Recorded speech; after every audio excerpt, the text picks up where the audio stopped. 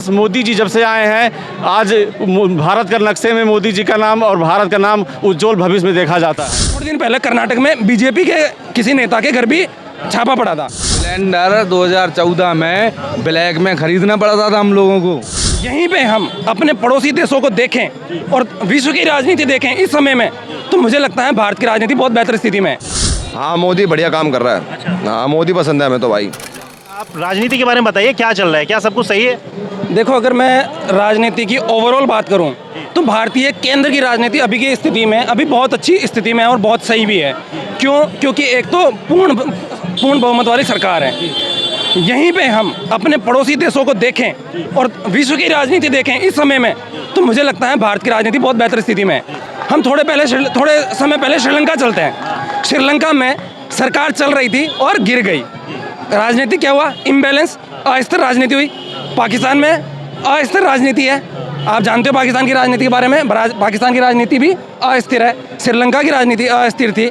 ठीक है, फिर आते हैं अपन नेपाल की राजनीति में भी आए दिन कुछ ना कुछ घटनाक्रम चलते हैं। फिर आते हैं अपना पड़ोसी देश अफगानिस्तान, और उसकी राजनीति माशाल्लाह है। ठीक है, अपने पड़ोसी देश ये हो गए। म्यांमार में सेना का शासन आया। देश की राजनीति में भ्रष्टाचार है या नहीं है? भ्रष्टाचार कुछ लेवल पे है, कुछ लेवल पे है। अगर अपन बात करें तो कुछ लेवल पे भ्रष्टाचार होते हैं। हालांकि जैसे अपन बहुत बार देखते हैं कि ईडी ने वहाँ छापा मारा या फिलहाल एनआईए ने वहाँ छापा मारा। एनआईए तो खैर राजनीति के घर पे नहीं पड़ रही, ज़्यादातर ईडी मारती है। कभी लालू जी के पड़ जाते हैं, कभी संजय राउत के पड़ जाते हैं। लगता है ईडी निष्पक्ष काम कर रही है। इनफैक्ट अभी थोड़े दिन पहले कर्नाटक में बीजेपी के किसी नेता के घर भी छापा पड़ा था।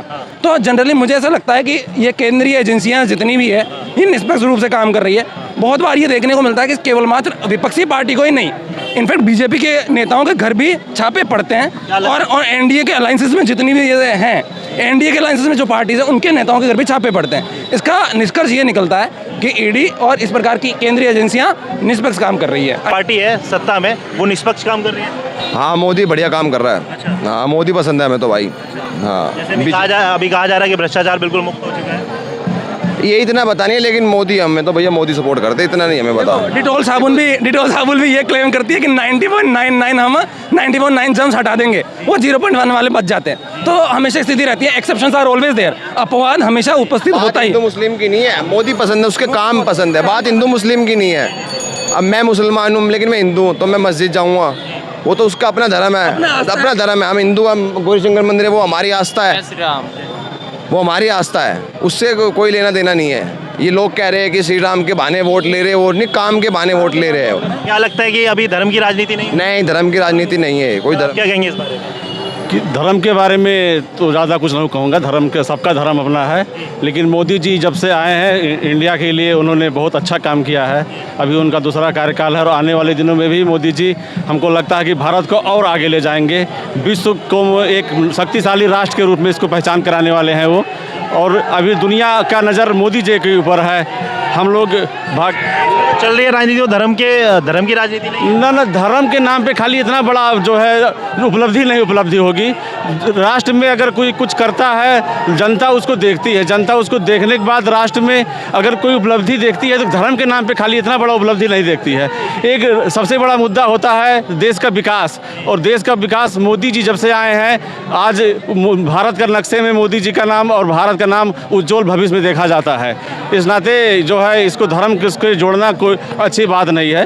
धर्म का काम भी चलता रहेगा और विकास का काम भी चलता रहेगा। निश्चित है, जब से बीजेपी सरकार आया है धर्म के मामले में भी थोड़ा सा धार्मिक विकास भी हुआ है। धार्मिक विकास, सांस्कृतिक विकास, और हमारे जो है यहाँ का पहले का जो आयुर्वेद था तो लोप हो रहा था, उसको भी उन्होंने उसको भी जगाया है। जो हमारे यहाँ की संस्कृति थी, आयुर्वेद था, उसको भी। और आज दुनिया भी इसको मानने लगी है कि वास्तव में आयुर्वेद भी इसे आगे जा सकता है। एलोपैथ लोग अपना रहे हैं, आयुर्वेद अपना रहे हैं, ये अच्छी बात है भारत के लिए। वैसे हम नेपाल से हैं और हम लोग नेपाल में रहते हुए भी भारत के जो है राजनीतिक जो यहाँ के क्रियाकलाप है उस पर हम लोग नज़र रखते हैं और रुचि भी रखते हैं, और अच्छा भी लगता है भारत को देखते हुए इतना विकास काम करते हुए। अभी आपने एक प्रश्न किया भ्रष्टाचार के बारे में, आपने कहा निश्चित है भ्रष्टाचार दुनिया से ख़त्म नहीं हो पाएगा, लेकिन थोड़ा कम किया जा सकता है उसको। वो मोदी जी ने किया है। ये लोग परेशान जरूर हुए हैं। इस गए बीते वाले दिन में आपका जैसे नोटबंदी का जो उन्होंने एक योजना लाया, नोटबंदी एक ऐतिहासिक कदम है। थोड़ा सा आम आदमी को परेशानी तो हुई, लेकिन इसको भ्रष्टाचार नियुक्त करने में जो है बहुत बड़ा कदम उन्होंने उठाया। जल्दी दोबारा से अभी वो 2000 का नोट बंद करने की बात कर रहे हैं, तो इतनी जल्दी भ्रष्टाचार रिकवर हो गया? नहीं, हम लोग जहाँ तक सुने थे नोट 2000 का नोट कुछ दिन तक रहेगा, उसके बाद हम लोग इसको जो हटाएंगे।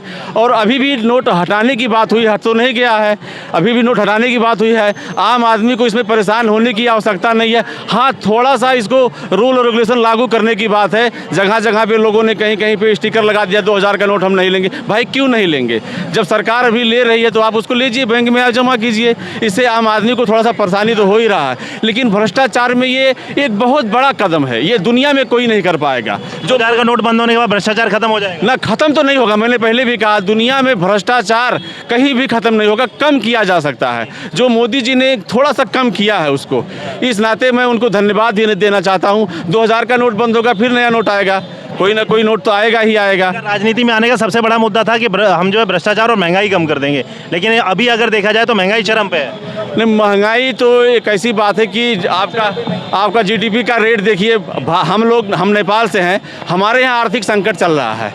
हमारे यहाँ अभी आर्थिक के बारे में करिएगा कि इतना संकट चल रहा है कि वहाँ पे जो है अभी नेपाल सरकार को नेपाल चलाने में थोड़ा सा दिक्कत हो रहा है। और भारत में वो अवस्था नहीं है, आज देखिए उतना ख़राब अवस्था नहीं है। महंगाई तो हमने ब्रिटेन का न्यूज़ देखा, ब्रिटेन में टमाटर कितना रुपया किलो बिक रहा है, वहाँ पे स्टोर पे सामान सब खाली हो रहा है। दुनिया में हर जगह आर्थिक मंदी शुरू हुई है, जो कि भारत में नहीं है।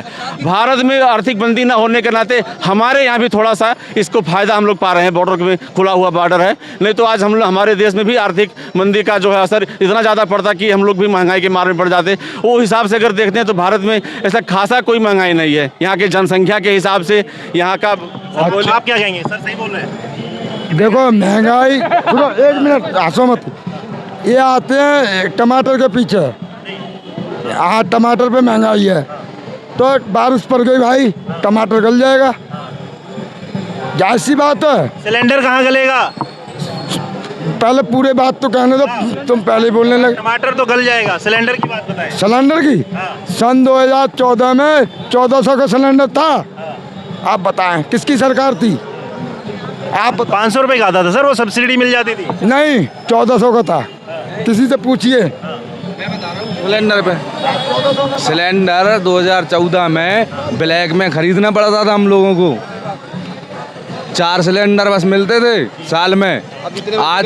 आज जितने मर्जी चाहिए उतने सिलेंडर, और 1200 का सिलेंडर भी है तो कोई महंगा नहीं है, क्योंकि उस समय भी 1500 में ब्लैक में खरीदते थे, और 1100 उस समय भी 2014 में 2013 में 1100 रुपये का सिलेंडर था। कहाँ महंगाई हो गई भैया? बताइए, पूरी बात कीजिए। पहले नकली नोट चलता था, उन्होंने जीएसटी लगाया, वो नोट बंद करे तो क्या गलती करी? नकली नोट तो आज भी चल रहा है सर। वो जभी तो 2000 के बंद करे हैं। हाँ, तो 500 का भी है, वो अब पूरा 100 का भी है नकली नोट। नहीं, हाँ, हाँ वो फैक्ट्री पकड़ी गई, सर अभी वो फैक्ट्री पकड़ी गई जब 2000 के बंद करे हैं। हाँ।